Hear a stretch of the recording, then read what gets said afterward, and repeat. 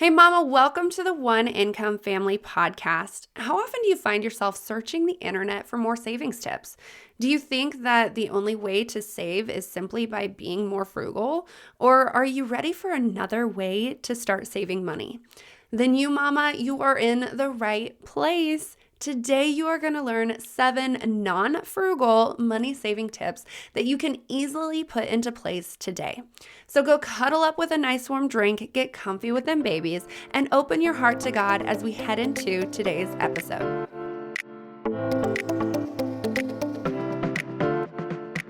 Do you find it hard to save or get out of debt?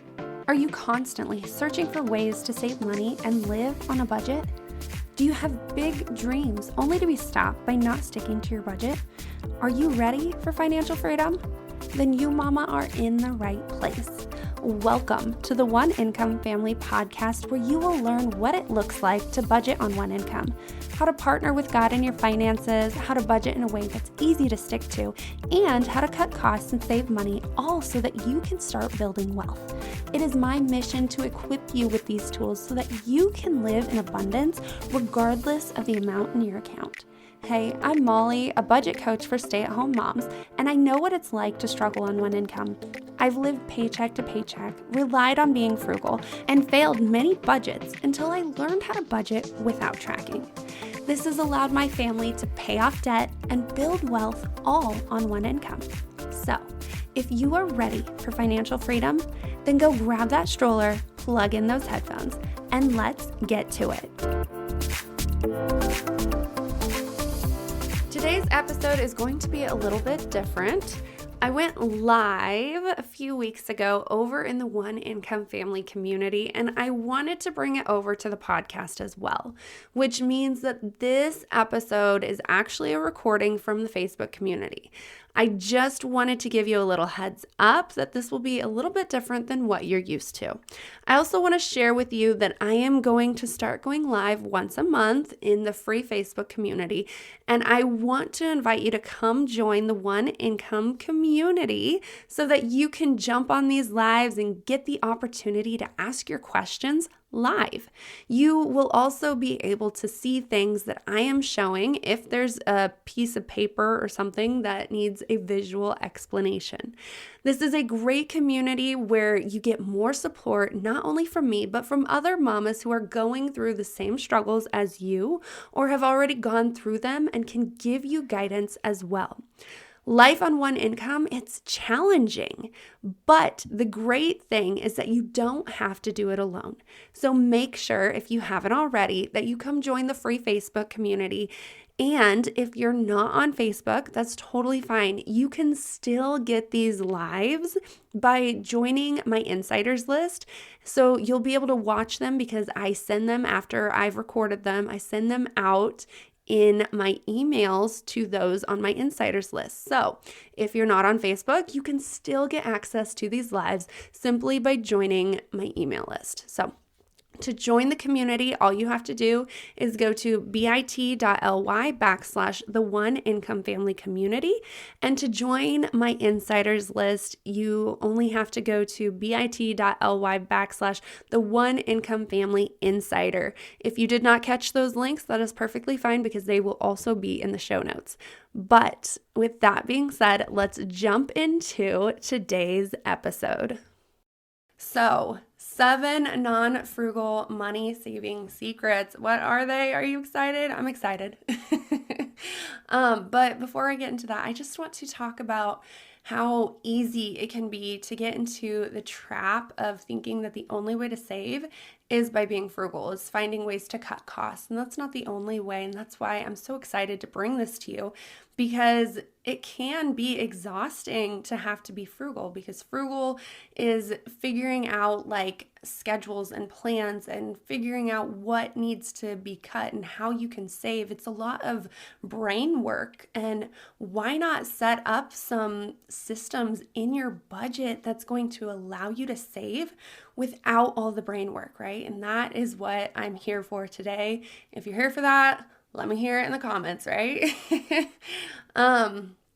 But let's dive into those. So the first thing that I want to share with you is to make a budget, which, I'm a budget coach, so I'm going to tell you to do that. But it is so important to create a budget, and not just any budget, but specifically a budget that allows you to focus first on savings, which is what my base budget system is. It allows you to first figure out what your savings is, like what you want to save. It looks at that. That's not the only purpose of it, but that's something that it does. It allows you to save first because that's what you're doing. You're sitting there, you're figuring out everything you need for your base income. But by doing that, by making sure that your base needs are met first, you are then not using every single penny. You're creating margin in your budget and allowing your budget to then focus on saving, because there might be some life things that come up, some unexpected things that we don't have in the budget that we need to maybe put in the budget. But you're going to be able to cover them because you're going to have that margin in your budget, and it's going to then be able to be put into the savings account, because you don't want to go, oh, I've got this money, let's just go spend it all. No, you go, hey, I've got these goals. I want to achieve them. I'm going to put this money into my savings account so I can start reaching that goal. Or maybe it's paying off debt. I can then take this money and put it towards that financial goal as well. So that is what this budget is all about. It's about first focusing on savings and then on all of your spending by creating margin, like automatic margin in your account, regardless of if you are trying to be frugal or not. You can add more savings on if you want to try to figure out ways to be frugal and cut some expenses, but it's not the first thing and it's not the only part of the savings, which is awesome.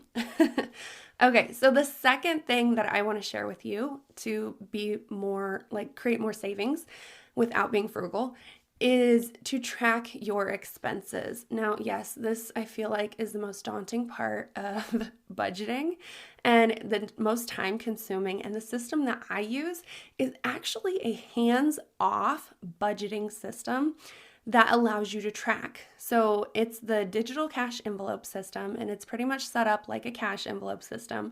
So what you put in your account is what you have to spend.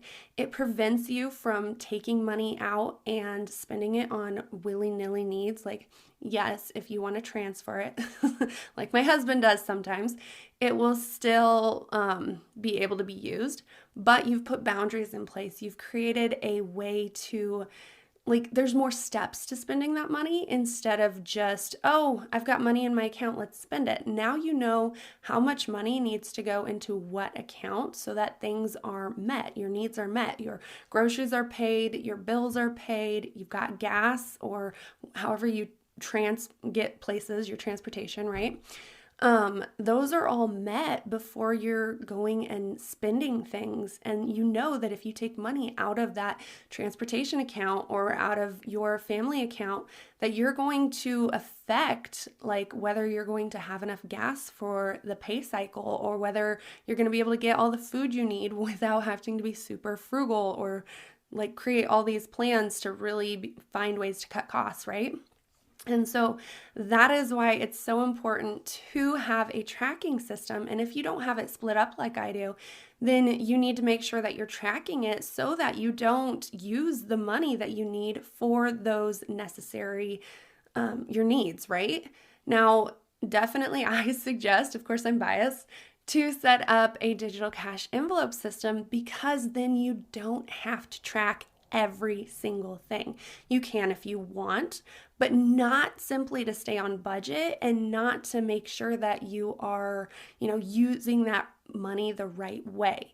It's simply a way to make sure that if you have a few more categories in one account, like my family spending account, we have groceries in there. We have family outings, activities, which also includes eating out. So of course I want to go in and make sure that I get my groceries first before then spending the rest of that money. And that's how I make sure without tracking that I am staying on budget. But if I decide to eat out first before we go and get groceries, I do have to keep track of that to make sure that I don't spend too much and not have enough for groceries, right? So, yeah, there's a little bit of tracking, plus then your savings. You want to put it all in one account, or I say 3 accounts. Um, but if that's something that is something that there's more than one account in there, you do want to keep track of it so that you don't spend too much, right? But simply for your everyday spending needs, you don't have to track, which is a lifesaver. And this allows you to save because you're not spending every single dollar. You're not going, okay, I've got this money. I just did my paycheck. I just got my paycheck. I paid my bills. Now I've got like $200 left over. Where am I going to spend it? What am I going to do with it? Like when you are in that that feast or famine cycle, then you automatically have like trained your brain to think, oh, I have to hurry up and spend that money before it's gone, right? And when you have a budget in place, when you have the digital cash envelope system in place, you aren't stressed worrying about if you're going to have the money the next paycheck or not. You know that you're going to have the money, and you're able to put that money away without having to go, oh my gosh, am I gonna have the money or not? Am I gonna like I've been there. I know what that feels like. It's a stressful, right?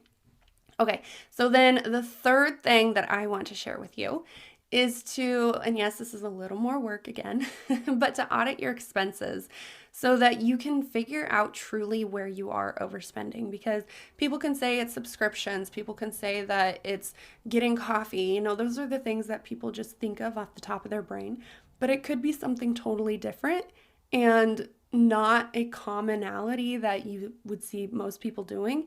And you're not going to know that if you don't look at your expenses, if you don't look at where you're spending your money. That is going to tell you if you need to set like a system in place to prevent that from happening, a boundary. That is what's going to tell you if you need to do something to prevent that stuff, or if it's just a habit that you need to figure out how to kick, right? So auditing your expenses is going to figure out a way for you to prevent that overspending. And you don't actually know what's going on in your budget if you don't dive in, if you don't look at your spending. I met somebody, and I guess this is a common thing because, there's rocket money out there. But I met somebody who actually didn't, and this is before I got into this, but they didn't know like that they were spending money on a subscription. I don't know if it was an actual subscription or just something that was automatically being pulled out. But I'm just like, how do you not know that? Because to me, I want to be in my finances. I want to know what's going on. I want to know where my money's going. And if I'm like looking or not looking at my finances, it's going to bite me in the butt. It did one time. So there was one time that I got a little lax on looking at my finances. And it was actually last year. And the next thing I knew, because I'd bought something online, I was having fraud problems and I had to reach out to the bank and get it fixed. Now, thankfully, I was like not out of it like a super long amount of time, so they didn't get all of my money. And thankfully, I have my money split up into different accounts, so they can't reach every single penny that I have. But it was still like an awakening going, oh, Molly, yes, you have this awesome system, but you still need to make sure that you're looking at your accounts on a weekly basis, if not a little bit more, just to make sure that that fraud isn't happening. And that is where it's a nice thing to have these systems. But you got to keep your eye on what's going on in your account. And if you don't, then you are going to lose track of everything that's going on. And your savings, it might go down the drain because you're going, oh, I've got the money in the account. Let's just keep spending it because I'm not tracking it. I don't actually know where it's going. So I need to do a deep dive, do like a 90-day review, grab 3 months worth of statements and just look at everything, see where my money's actually going. Are you like my husband? Do you like to eat out while you're working, right?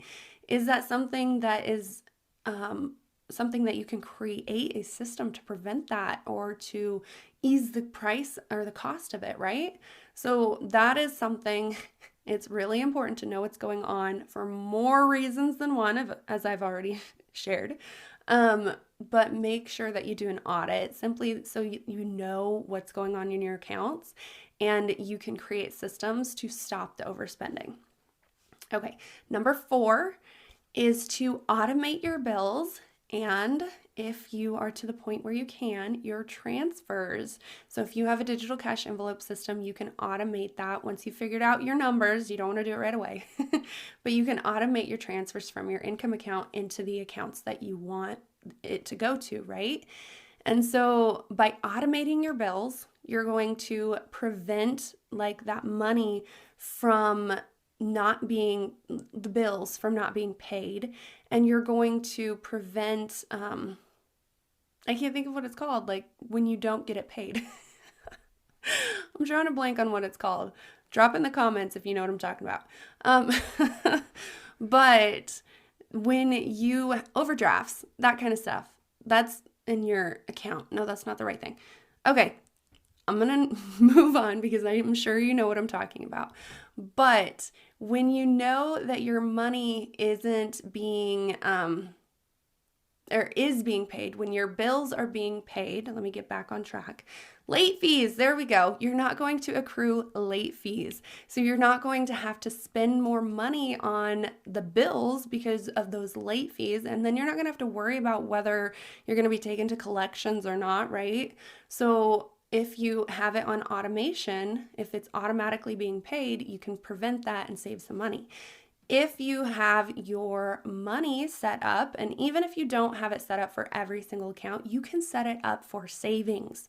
So say you want a certain amount to go into your savings account every single paycheck, put it on automation. Automate it as soon as you possibly can, because if you send it and it goes and you don't see it in your account, it's going to be so much easier to not spend that money because you're not seeing it. It's not burning a hole in your pocket. You're like, okay, that money is going to start accruing without me having to do anything. It's going to start growing and creating interest and like just working for me instead of me having to do more work, right? Take the workload off. Automate as much as you can. So then the 5th thing, which I feel like I should rotate these two around. So I'm going to jump down to what is actually number 6 for me. But the 5th thing for you is to create boundaries and rules to like your transfers, to your spending, to whatever it is that you're doing, because if you have those boundaries in place, like the digital cash envelope system, it's going to be so much easier to not overspend, right? So other things that you can do after doing that audit, if you found that you, like my husband, like to eat out a lot, one thing that I've gotten a little off on it as my husband has switched jobs, but one thing that we did was we made sure that his truck was full of food in case he had to stay out overnight, right? Because he's a trucker and there are nights that he works long and he can't make it home legally. Now he could if he wanted to, but if he wants to get in trouble, he has to stay where he's at. Anyways, so we try to keep the truck stocked, which I haven't gotten that done with this job change.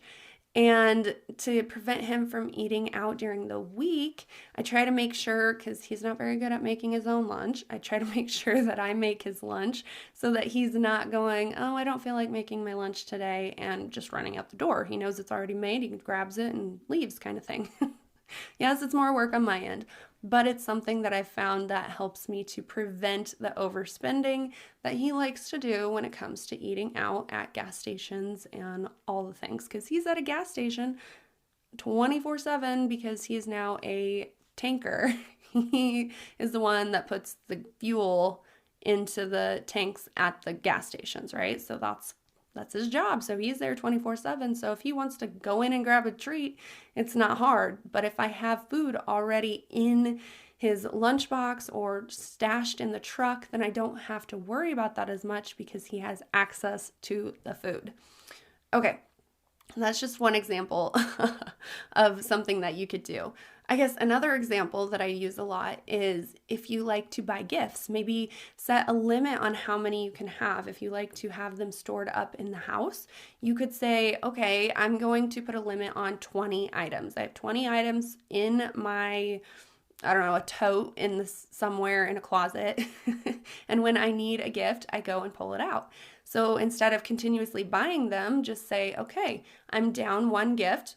I can buy one more gift and restock it and not have to worry about constantly spending. I can still have those gifts that I like, but I have a limit on it that keeps me from constantly buying more than I actually need, right? That's another thing that you could do. So then to go into the next point, because these go together, is to grow your discipline muscle, which is so hard. I know, I'm right there with you.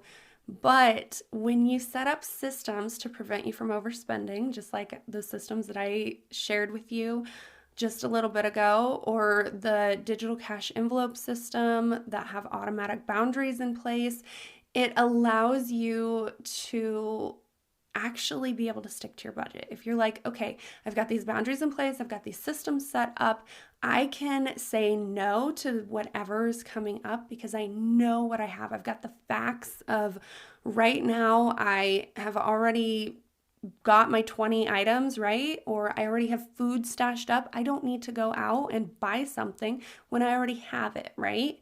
It's also something like if you have the digital cash envelope system in place, you're like, no, I'm not going to transfer that money into another account so I can spend it because I can physically see what it's going to affect if I pull it out.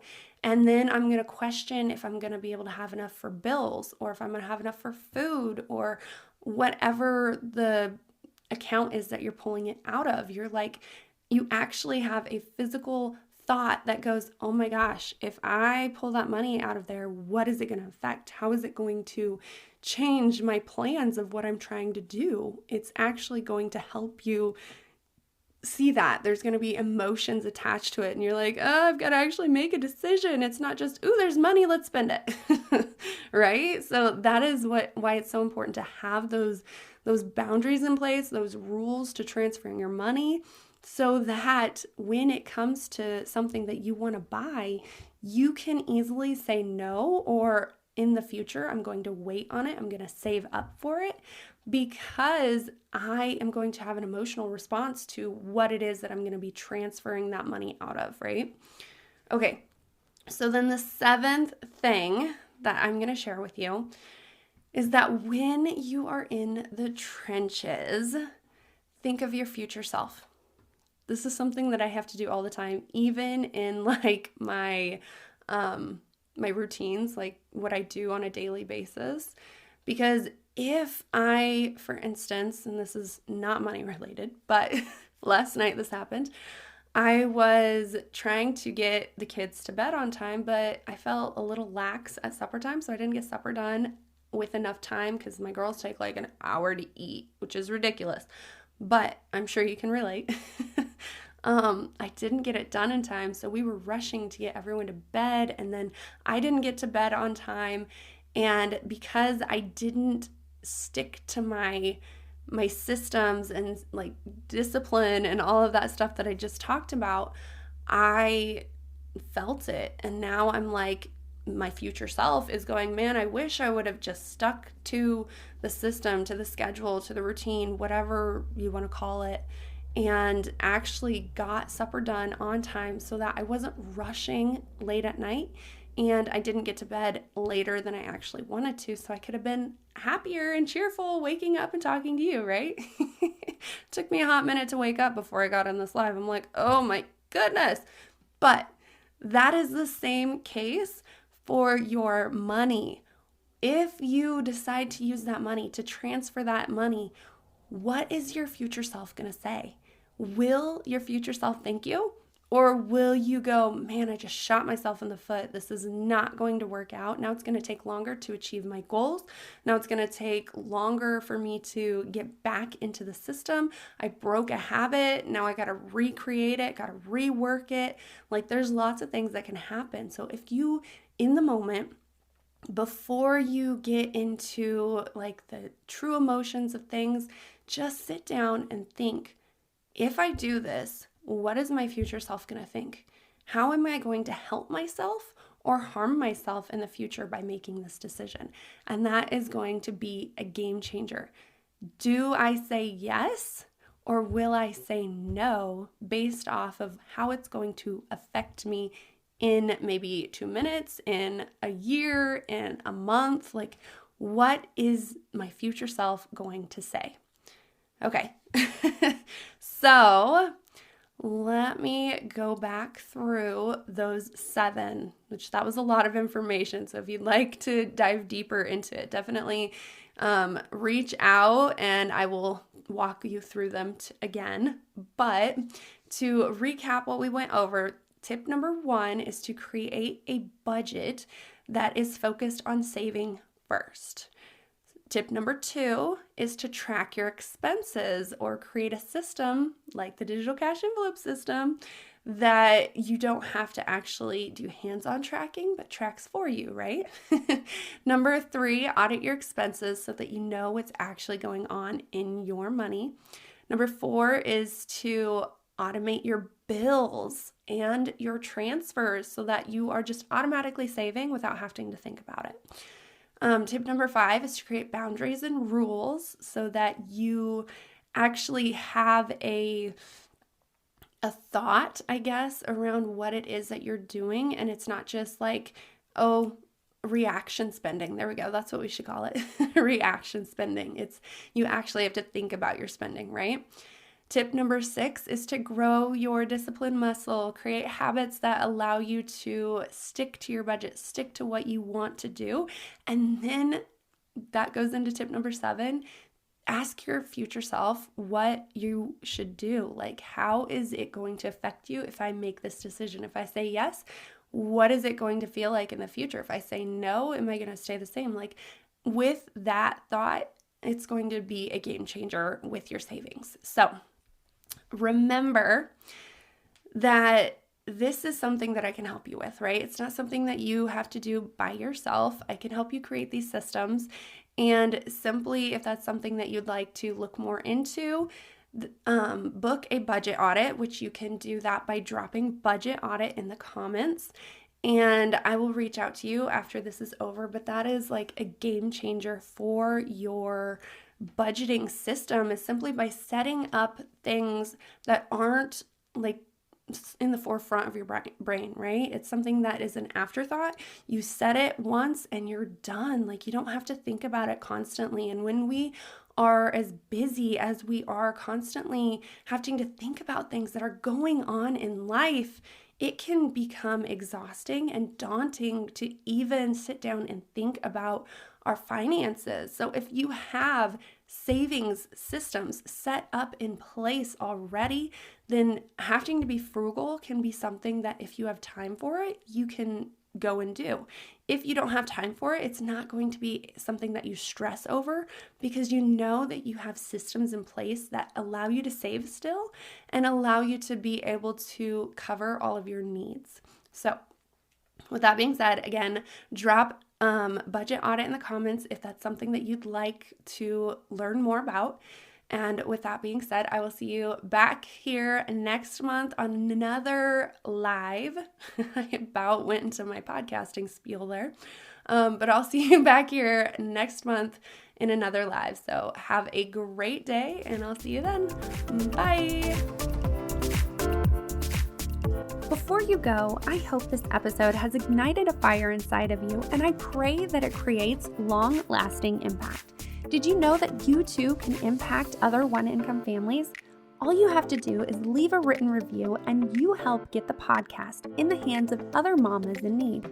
You can also text this episode to that friend who is also knee-deep in the same kind of chaos as you and inspire them to make a change.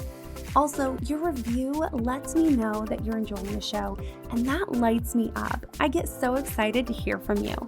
Another great way that we can connect, though, is through the One Income Family community over on Facebook. So after you're done leaving that 5-star review, head on over to the community where you will find other mamas working their way out of the chaos. You can ask your questions and connect with others who truly understand what you are going through. I cannot wait to connect with you in the community. Until then, I will see you right here next week on another episode of the One Income Family podcast.